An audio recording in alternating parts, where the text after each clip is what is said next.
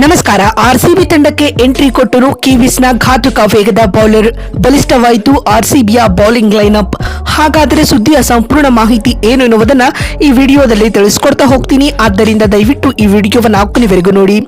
ಆದರೆ ಅದಕ್ಕಿಂತಲೂ ಮುನ್ನ ನೀವು ಕೂಡ ಆರ್ಸಿಬಿ ತಂಡದ ಅಪ್ಪಟ ಅಭಿಮಾನಿಗಳಾಗಿ ಈ ವಿಡಿಯೋವನ್ನು ನೋಡುತ್ತಿದ್ದರೆ ತಪ್ಪದೆ ಈ ಕೂಡಲೇ ಈ ವಿಡಿಯೋಗೊಂದು ಲೈಕ್ ಮಾಡಿ ಮತ್ತು ನಮ್ಮ ಚಾನೆಲ್ಗೊಂದು ಸಬ್ಸ್ಕ್ರೈಬ್ ಮಾಡಿ.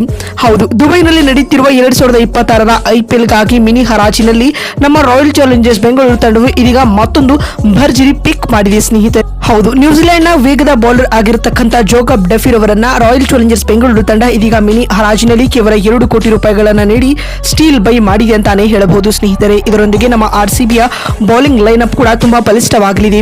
ಇನ್ನು ಜೋಕಬ್ ಡೆಫಿರ್ ಅವರು ರೈಟ್ ಆರ್ಮ್ ಫಾಸ್ಟ್ ಬೌಲರ್ ಆಗಿದ್ದಾರೆ ಸ್ನೇಹಿತರೆ. ಇನ್ನು ಇವರ ಇಂಟರ್ನ್ಯಾಷನಲ್ ಕರಿಯರ್ನ ರೆಕಾರ್ಡ್ಸ್ ಹಾಗೂ ಸ್ಟಾಟ್ ಗಳನ್ನ ನೋಡ್ತಾ ಬರುವುದಾದರೆ ಇದುವರೆಗೂ 28 ಟಿ20 ಇನ್ಫ್ಯಾಕ್ಟ್ 38 ಟಿ20 ಪಂದ್ಯಗಳನ್ನ ಆಡಿರುವ ಇವರು ಇದೇ ವೇಳೆ 53 ವಿಕೆಟ್ ಗಳನ್ನ ಉರುಳಿಸಿದ್ದಾರೆ ಸ್ನೇಹಿತರೆ.